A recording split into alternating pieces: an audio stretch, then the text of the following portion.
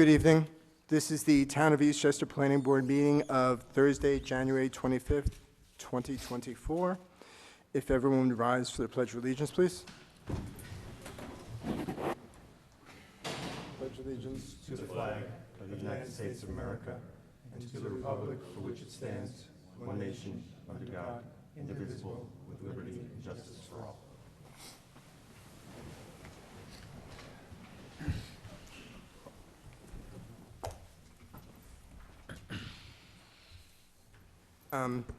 I would just like to, before we start doing roll call, just introduce the newest member of the board, Lauren Goodrich, to my right here. Thank you for volunteering. We're looking forward to working with you, or you working with us. We're going to do roll call quickly. Jim Bonanno's here. Mr. Phil Nemisek. Present. Lauren Goodrich. Present. Joseph Rubino. Present. Michael Fortino. Present. Cool. We will approve the minutes of December 20. Did you say Fortino again? Did I? Keep doing that. I apologize. Fortuno. Right? Right? Fortuno. Good. Okay. So I'm going to make a motion. I think all of us were at the December 7th meeting, so we could approve the minutes, all four of us. So unless subject to the corrections that Mr. Nemisek put forth, I make a motion to approve the minutes from the December 7th, 2023 Planning Board meeting. Second. All in favor? Aye. I'm just going to quickly run through what we're going to talk about tonight. If there's anyone in the audience, I'll let you know what we're working on. The first application is 360 White Plains Road. The second is 249 Main Street. The next is 15 Tucko Avenue subdivision. Those are all old business. The first two are really just going to be a consideration of lead agency resolution. The third, Tucko Avenue, is an open public hearing. New business is 37 Central Drive. The 42 Maple Avenue subdivision. And then the 10 Hewitt Avenue subdivision. So the first one, we're just going to, the first one on White Plains Road is, we're not reviewing anything, we're just making the resolution, correct, Lucas? Right. Yeah, that's right. And it's not a public hearing. So this is just a procedural issue right now. We are going to make a motion to, well, I'll read it out. This matter came before the Planning Board for preliminary review on September 28th. At this time, the Planning Board is ready to declare its intendance to be lead agency pursuant to the New York State Environmental Quality Review Act. The public hearing, there is no public hearing and has not been opened yet. That will be later. So I'm just making a motion now. So I make a motion to classify this application, 23-27 360 White Plains Road, as an unlisted action under the New York State Environmental Quality Review Act, and for the Eastchester Planning Board to declare its intent to be lead agency in a coordinated review of that action. Staff will provide and circulate the required noticing for this declaration. Second? Second. All in favor? Aye. Aye. The next application, I'm going to read the same thing over one more time, but that applies to 249 Main Street. We're again going to make a motion to be the lead agency on this application. There's no public hearing. It's not open yet. We will do it in the future. So this is just procedural. So this matter, 249 Main Street and 27 New Street, came before the Planning Board for preliminary review on October 26, 2023. And at this time, the Planning Board is ready to declare its intent to be lead agency pursuant to the New York State Environmental Quality Review Act. The public hearing has not been opened yet.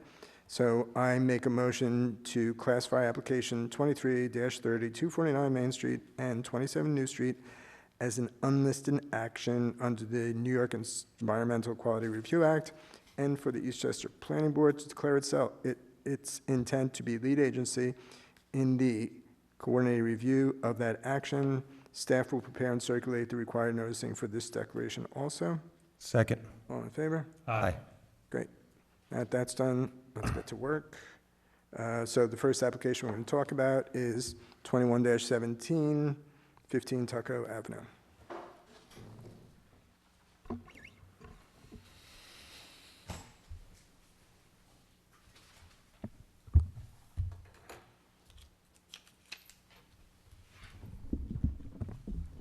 Good evening, everyone. Happy New Year. When we were last in front of you, we had some more comments from the consulting engineer from Joe's office. I just received a few more. It seems like we've satisfied a bunch of their comments, just a couple of more tidy up information that we have to work with them in order to get their okay on this. I wanted to also update the board that I had multiple meetings with Veolia Water, and they actually upgraded the water main on Tuckahoe Avenue. So from an 8-inch, it got upgraded from what I am understanding to a 10-inch main. So the volume is a lot more and the pressure is a lot more than before to service not only everybody there, but also to service these 4 new homes. So that's the development you've come in to tell us where you are about? So, well, with Veolia, Oh, yeah, they've looked at the drawings, they've okayed preliminary everything. I can't get any sign-offs until I get an approval from the planning board. And also with the health department, I've had preliminary conversations with them, giving them, letting them know what we're going to be coming in. Again, I can't get any kind of a full review with the county until the planning board approves everything, and I can get all the resolutions delivered to the county with the drawings.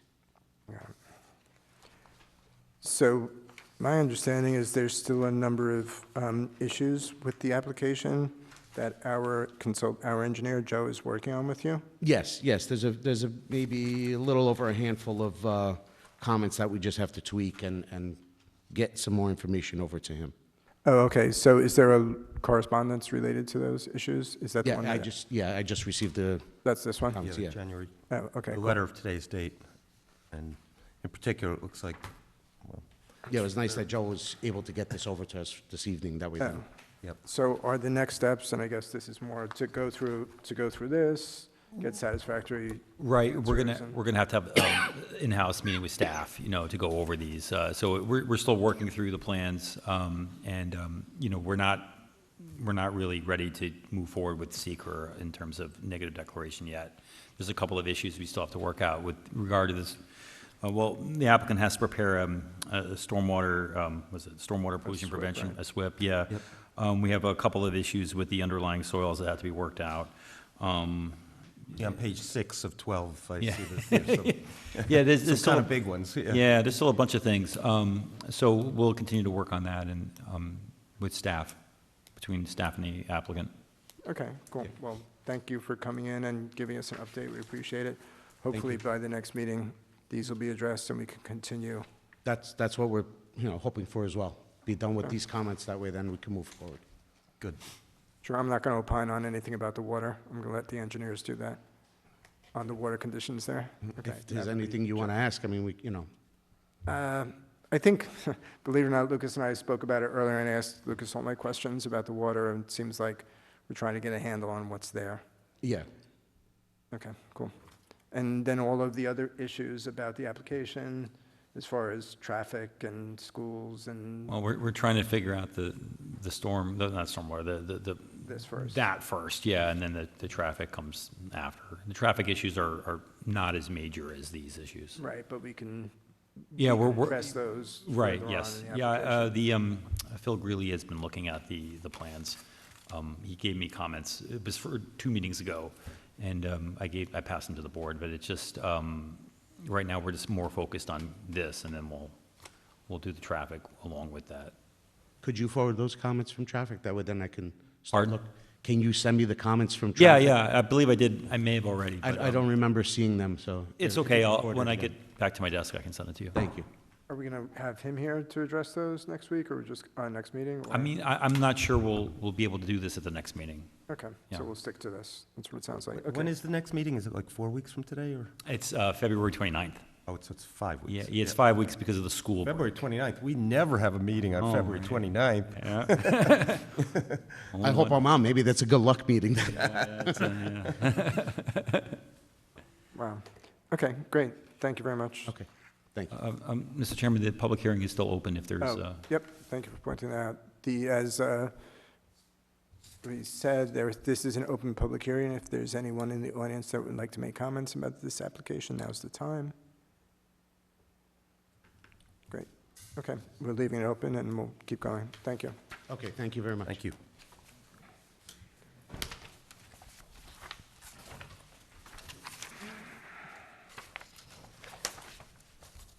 Right, the next application is a new application, 23-28, 37 Central Drive.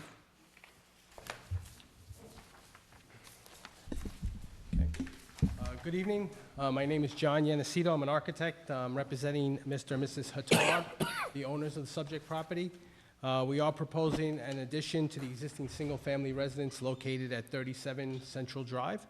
The proposed scope of work will be the construction of a second-story addition over the existing covered front porch, which is highlighted in yellow on the site plan. The existing front porch is currently non-conforming in respect to the front yard setback and the side yard setback. The proposed addition will create an increase to the existing non-conforming conditions, and area variances were granted by the zoning board on November 14th, 2023. Did we get it? Sorry. Bugging me. You got it? Okay, so the variances were granted back in November of last year. So I'll come up to the plan and just walk through it.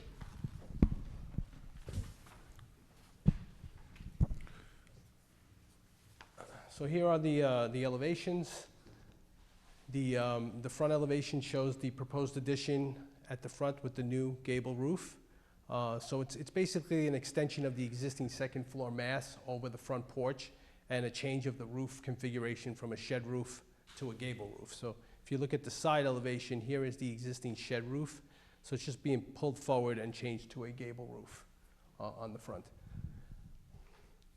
And then here is a rendering of the front facade showing the addition.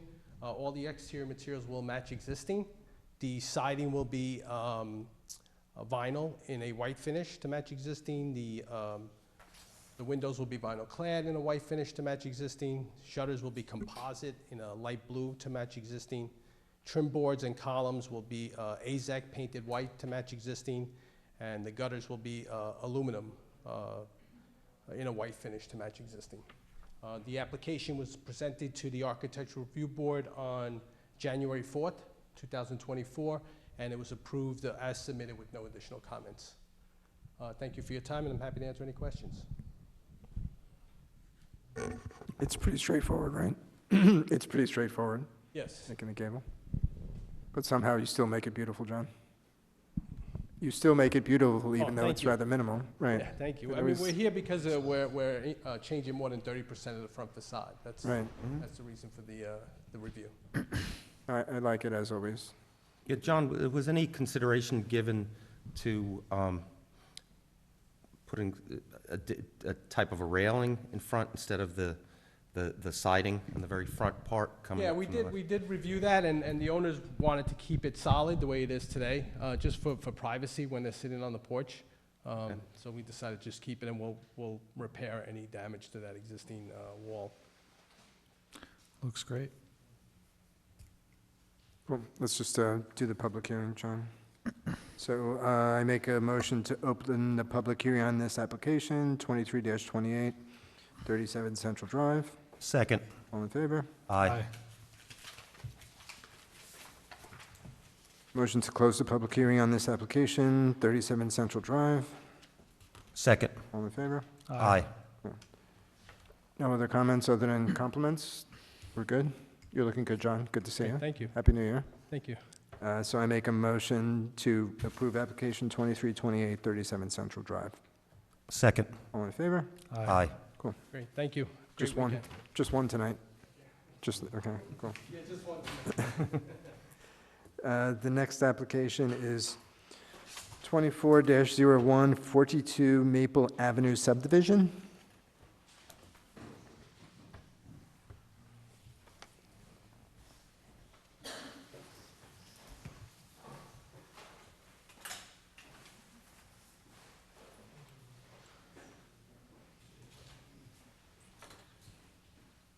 Good evening, members of the board. My name's Elliot Senor, Office of Gabriele Senor at 90 North Central Avenue in Hartsdale. We have here today a piece of property that is currently in two separate zones. It's in an R3 zone and an R5 zone, okay? The property was purchased under separate names. The vacant property was bought in '64. I think we submitted those deeds in the package. The house lot, or vice versa, the house lot was born in '63 or '64, and the vacant lot was acquired by the same person who owns the house lot in the early '80s, '83 or '84. All right, after the owner died of that other lot. If I, can I, right? So what we have here, so it's made up of 4 tax lots. The 2 properties are made up of 4 tax lots. The house lot is tax lot 62 in an R3 zone. The other 3 lots, the 1 lot is in Tuckahoe, the small triangular section here. The other 2 lots are the R5 vacant lot. All right, just to try and color code it to make it understandable. So getting back to, so the vacant lot is in the, let me do it over here. So the vacant lot is in the R5 zone, and the R5 zone is a 5,000 square foot lot. But we need several variances to divide this property into 2. So I guess since the 80s, in the same ownership, I assume it merged as a single property. That's normally what happens. In any way, the 1 lot needs 60 feet of frontage, which we only have 50, and it needs an 8-foot side yard, and we only have 7. But the house was built the way it is on that lot by itself, because when the house was built, they didn't own the vacant lot. All right, so it's sort of a prior existing nonconformity.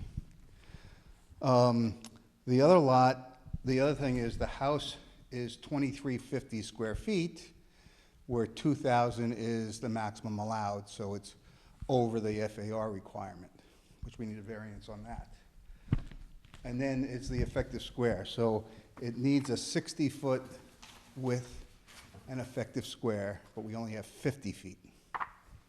So we have a denial letter for basically those 4 points. So we need to go to the zoning board to get variances for those items. The items generally are not substantial. I guess the biggest variance is 17%, and that's for the FAR requirement from 2,000 to 2358. Other than that, we did show a possible house with drainage and grading, et cetera, for the review if it proceeds to that. Is that in our package, or do you have it up there? Is that it up there? It was part of the submission. Oh, yeah, cool.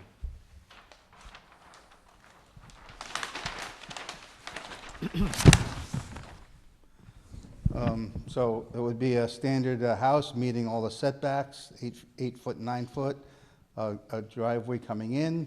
The house sits up on a hill, so there is, the garage is under the house. And then there's a walkway and stairs. We show some drainage in the back and in the front to take care of the roof leaders and the excess runoff. So the variances you will need to seek will be on the existing, right? I didn't hear. The variances that you're going Well, the to variances seek are on. on both, because I think one needs the 60-foot effective square in frontage. Oh, okay. But I mean, as far as side lot and stuff, that's just on the existing? Yeah. Okay. How does that work? So is it true that over time, the 2 lots just merge and now we got to separate them again? Right, there's a provision in the town zoning law, section 9W, that says if a house is on a lot and it doesn't conform with like the side yard setback, and if the property owner owns the adjacent lot, they automatically merge so that the side yard setback is met. Is met, got it. So that's the case with this lot, so that's why they have to. These were 2 separately purchased lots that merged by virtue of this 9W? Okay. Yeah, so, Right, and so originally, when the house was built, it was on a separate lot by itself, and I think it predated the zoning code, because I think it was built in the 20s or thereabouts. So notwithstanding, when the father died and transferred it into the ownership, if they had put it in separate deeds at that point, it would have stayed separately. But notwithstanding the fact that it's a current, both lots are in the same owner, it then merges, and now we have this problem.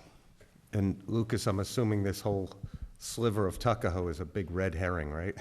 Yeah, I didn't want to ask about that. I mean, fortunately, the little sliver that's in Tuckahoe has almost the same zoning as the R5 district.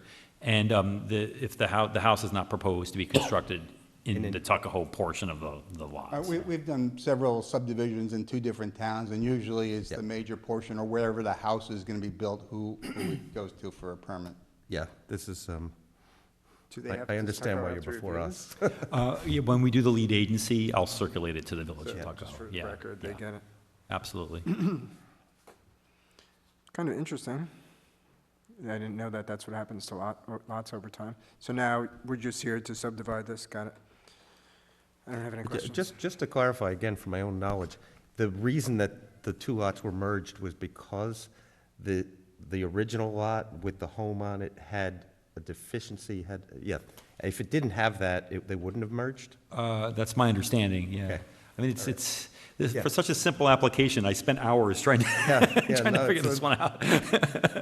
Chestertown. And that's one of the reasons why I did the color-coded tax lots, because it's very confusing in different zones, different towns, and different pieces, yeah. A lot of moving parts. I trust that you understand it better than I do, so that's all that matters. Good, so, Well, by the way, I'm just looking at the deed here, which is part of the application, and it's dated January 20th, 1964, so we just passed the 60th anniversary of that. so is that Purchase, deed yeah. for the? This is vacant for, lot? I think the 64 was the house lot, and then she acquired it Mhm. from her deceased heir in 84, 89, yeah, in the 80s. yeah, and this has all been documented, I'm sure, in the town's records, so there isn't a question about it. There shouldn't be. So right now, all we're doing is talking about the subdivision, not about the houses or anything else. You're asking for us to approve the subdivision. I'm just putting that Right, forth to the audience. You're basically asking us to cleave what the 9W has put together. So, Okay. thank you. Yeah, I That's feel good. powerful So doing that. I like so the cleave I'm thing. all That for was it. very good. Stop cleaving. Okay, so let's do we're going to open the public hearing. So I make a motion to open the public hearing on application 2401, 42 Maple Avenue. Second. All in favor? Aye. Seeing there's no comments, we're going to leave the public hearing open, and we're going to do the same thing we did on the 2 previous applications, and that is... I'm sorry. Oh, yep. Oh. Yep, absolutely, please. Sir, you Okay, have to come yeah. up to the Yeah, yeah. microphone. Yeah, you could stay at the podium and announce your name and address, please. Yes, my name is James Colasaco. I live at 59 Maple Avenue in Tuckahoe. I'm just curious, will there be blasting? I'm not sure if there's rock there or marble. Oh, you're asking what the site conditions are? I'm asking when they build the house, will they have to blast rock to build Oh, a foundation? I know nothing about... I think in order to build a house, they would have to come back to this board. They'd have to begin the whole process, and that would probably be the more appropriate time to ask the Okay. question. All we're being asked to do today, as I Sorry. think I summarized it correctly, Yes, I heard is to you. just redivide the properties that were by law merged, Okay. which seems rather uncontroversial. It is, but there must be some reason you're asking this. Do you know that there's Well, rock there? I'm just asking because the block has many, many children now, and it's a narrow block, it's one way. And if you go into construction and you have to blast and bring large trucks and earth movers and whatnot, you probably have to close the block. Right, I think Since we don't know what the site conditions are, but if they're well rock, I'm sure that everything would be in a manner such that there's no disruption, there's minimal disruption and everyone would be safe. I mean, that's part of the application when you build a house, to make sure that there's traffic control and everything's fenced off and everything's safe, and if there's blasting, it's very rare that there's blasting. No one really blasts anymore, everyone chips. So I'm just saying, so, I mean, that's something, as Mr. Nemisek said, it will come in the future when the application is before us. Right now, we're just dealing with the subdivision. Okay, well, I'll come back to here. Yep, absolutely. Thank you. Terrific. Thank you for coming by. And thank you for your comments. Were we done? Can I ask one clarifying question on it? Just in reading the notes, you want to re-subdivide the two lots, but then I'm just reading through where it says a newly created 6,250 square foot lot we comprised by the merger of lots 61 and 60. Yeah, that was the. You could, talk into the microphone. Yep. I think you're referring to the color-coded here, 61 and 60T are two 25-foot lots, so we need to put them together in order to make a single lot. Understood. Okay. Cool. And then once they're merged together, that would be one separate lot from the existing one with the house. Okay. Yeah, back in the 20s, when this subdivision was created, it divided everything into 25-foot lots, and you bought as many as you want back then, and Great. 3 to 2 to 1 to 2. You had to get the dinosaurs off the property first, right? So if there's no more comments from the public for now, we'll do the unlisted action thing. So I make a motion to classify application 24-01, 42 Maple Avenue subdivision as an unlisted action under the New York State Environmental Quality Review Act, and for the Eastchester Planning Board to declare its intent to be lead agency in the coordinated review of that action. Staff will prepare and circulate the required noticing for this declaration. Second. All in favor? Aye. Aye. Thank you. Okay. I think that Thank sort of you. means, yeah, we're good to go.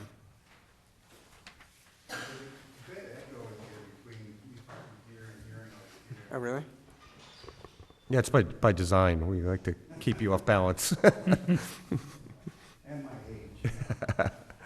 Oh, you- Thank you. You're welcome. The last application is similar. It's a subdivision, 24-02, 10 Hewitt Avenue subdivision.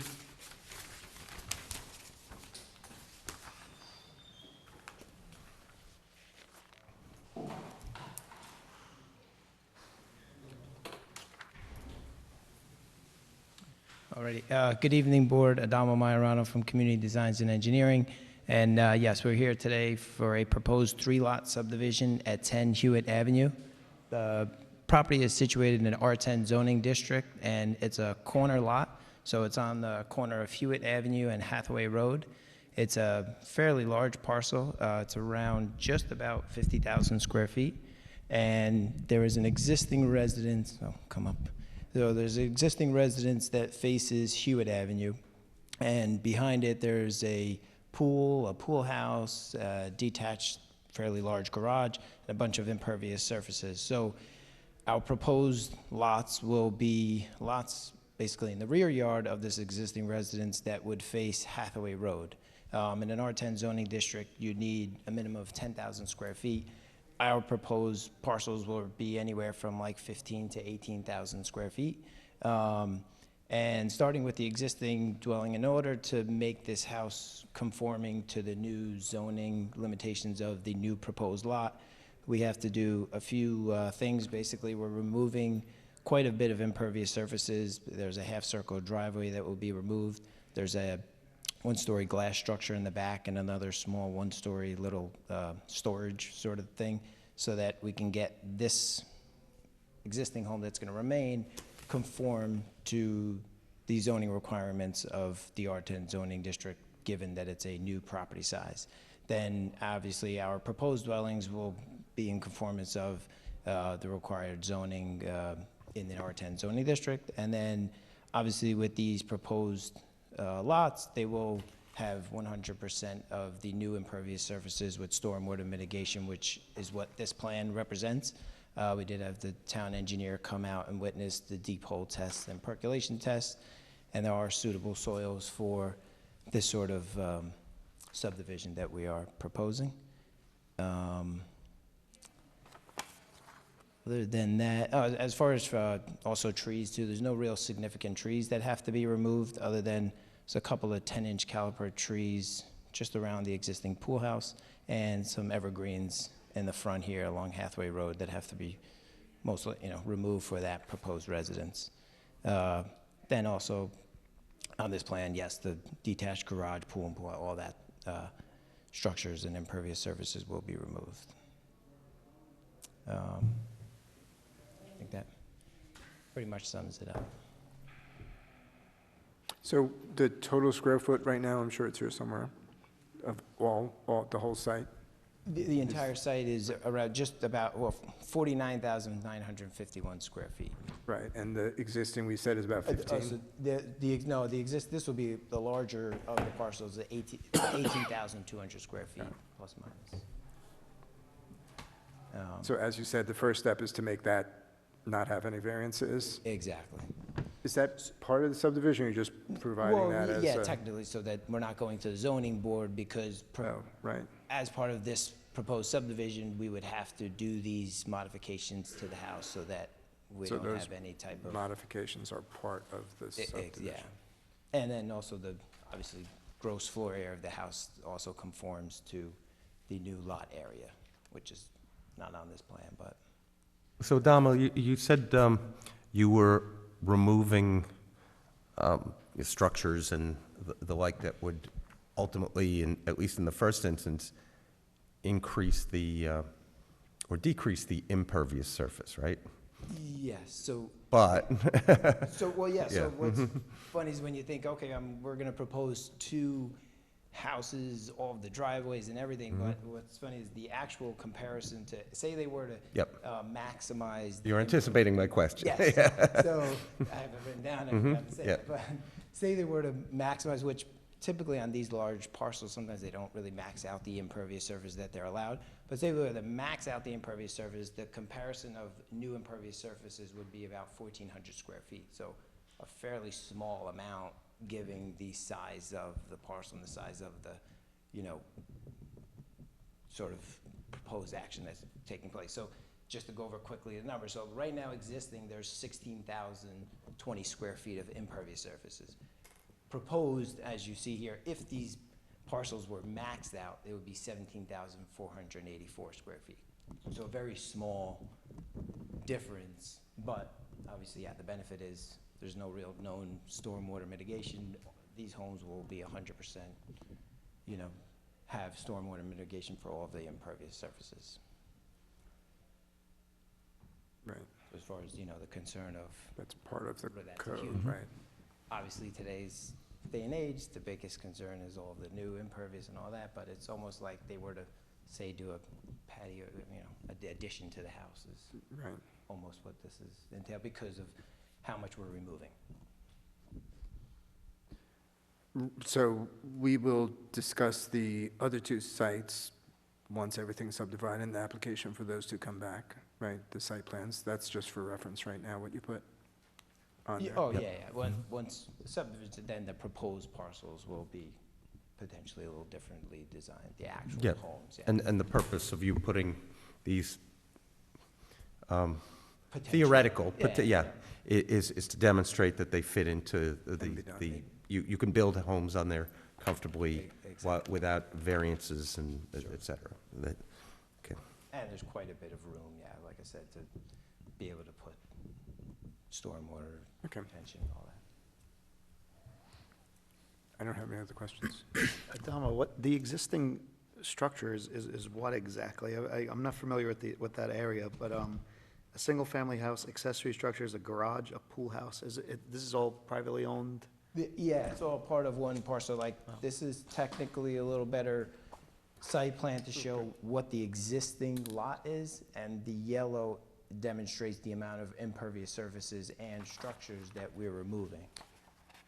So, yeah, it's all part of one lot, yeah. And it's the photo in the upper left, does that also have it? Yeah, no, the photo, yeah, that one. Yeah, so this Yeah, is, it's oriented a little Yes, bit differently correct. north, but this is the entire parcel. So you can see like next door how there's a house here and a house here. It'd almost be like you flip that and put those there. What's behind the last parcel? Is that another house? So, here, I guess the newest, yeah. that's the pool house of that house. And what's outside of this zone? That's Then, another. well, 30 Hathaway is a adjacent home that's It's a house, separate, okay. yeah. That's in an R 7.5 district, so it's a smaller zone district. Sometimes you look at comparison to how close other zones are. But the entirety of this lot would remain in Is R10. R10, Yeah. That's, if we were to have to go to zoning for the size of the lot, then you look at, hey, there's a smaller zoning district right next to it, but in this, that's not the case here. Okay.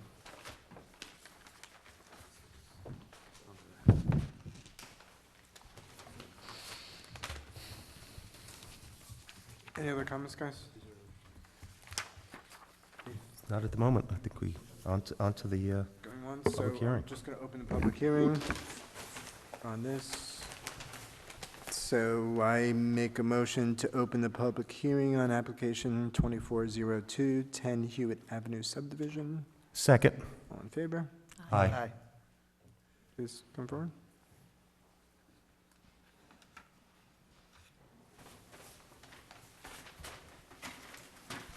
Hello, Karen Vasquez, 32 Hathaway Road. It's my first public hearing, so I apologize if I'm a little off on the protocols. I believe that my questions were already answered, so I'm 2 houses down from where the proposed work would be. So my first question is just to clarify what I think I already understand now, is that the existing house on Hewitt would remain, perhaps with some modifications or taking out the greenhouse. And then you're looking to put 2 new houses on Hathaway. That's Okay. correct. Okay, yeah, I'd been uncertain if it was 2 or 3 prior to being here. And the pool house would be gutted, is my understanding. Okay, and then I guess my other question is just kind of protocol. Would we receive another notice prior to like building? There'd be another public So- hearing? Just Sure. for us to, So could you just put the site plan up that just shows the 2 houses in existing? Right, so what we're doing right now is just subdividing the property, right? Right now, Right. it's one big property. What we're talking about now is just they're asking permission, can we subdivide it such that we can put 3 houses? We're not even talking about the houses right now. Right, that's what I'm Those will be separate applications that'll come in front of us at another time. Yeah, but Except let's for- be clear that there is a full intention on building 2 homes, no more than 2. You know, unless they somehow come before us with something else, which I would not expect. That will be the next step, and you will get notification because they can't just build it without advising the neighbors, right? Right, there'll be at least 2 public hearings. The Architectural Review Board would review it, and then the Planning Board would review it. okay. So you'll get at least 2 notices in the mail. Yeah. Okay, And great. right now, there's no indication that there would be any variances needed from the Zoning Board of Appeals. But if there were, it would have to go before that board as well, and you'd get another notice. So you should get at least 2, as Lucas said. Perhaps. Where's your Possibly residence? 3rd. Where's your residence? I'm at 32 Hathaway Road, so I'm 2 houses Yeah. down from where the 2 additional homes would go. Oh, okay. So- Where the pool house currently is, Right. there's a house in between your home and the pool house. That's Exactly. 30, the one that we looked at before. Right, exactly. Great. And the only other thing happening now is just minor altercations to the existing house to allow for that lot line to exist. Okay, great. So minor, it looks like it's just in the back, right?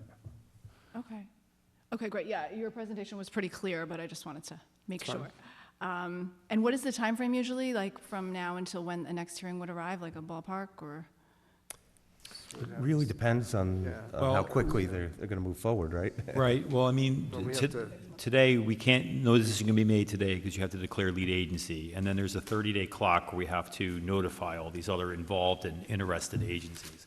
So then when we come back and meet on February 29th, a decision could potentially be made on that date, or it could be moved to the March meeting.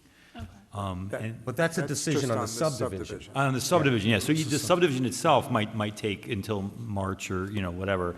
And then after that, we wait and see for a house, the proposal to build a house. And then when that occurs, then it goes before the Architectural Review Board, and there's a notice and a public hearing, and then it comes back before the Planning Board, there's another notice, another public hearing. So this gets a very, we're just in the first phase of a multi-step review. Got ya. By the Yeah, time, and rest assured, as part of that review, in the event that homes are going to be built here, they look into, the stormwater management, the effect of, it's a comprehensive review. I don't think building 2 homes is going to change traffic very much, Right. but in bigger subdivisions, we look into those issues as well.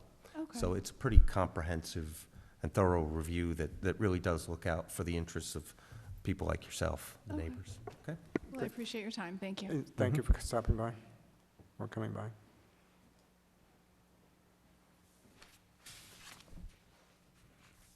There's no additional comments from the public.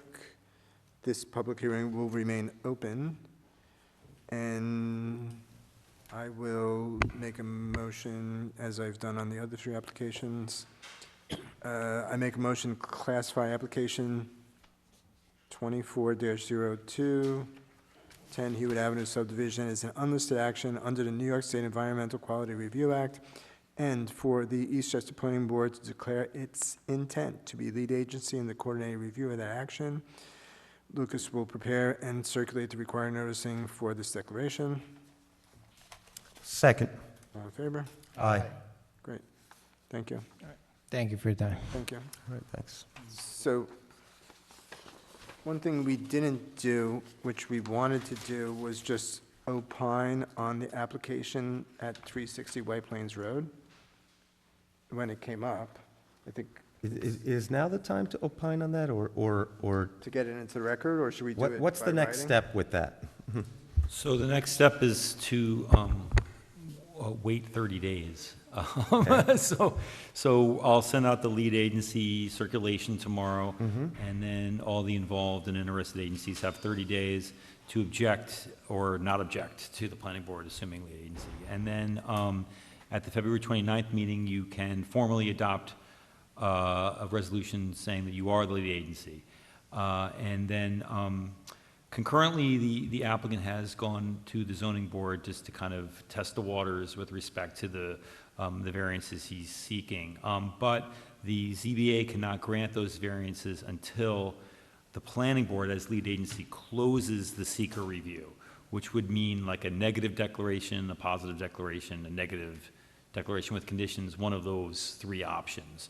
So the applicant would have to come back before the planning board to make his case so that you could decide what seeker designation you want to give it. Yeah, so that would appear to me to be the time to have the more fulsome discussion, and that would be before it would be going to the zoning board of appeals, right? Well, Formally. It's there right now. Yeah, and he For- already yeah. went to them once, but. Informally. Right.